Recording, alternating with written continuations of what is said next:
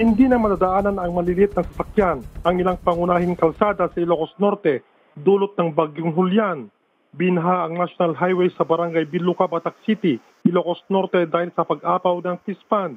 Binha din ang barangay Baay at barangay Nagirangan sa nasabi pa ring lungsod.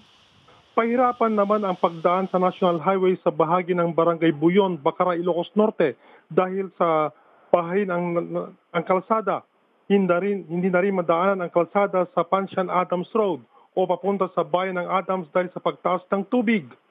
Sa Lawag City, ilang kalsada ang binaha pero madadaanan pa rin ng mga masasakyan. Sa report ng City Disaster Risk Reduction Management Office ng Lawag, umaabot na sa 32 pamilya ang nailikas dahil sa baha. Mahigpit din binabantayan ang sitwasyon ng ilog sa Lawag City at Batac City na pinangangambahang umapaw dahil sa walang tigil na ulan. Ilang lugar sa Ilocos Norte ang wala pa ring serbisyo ng kuryente. Nakansela rin ang flights ng Philippine Airlines o PAL papunta sa Lawag City ngayong araw. Samantala, lubog sa baha pa rin ang ilang palayan.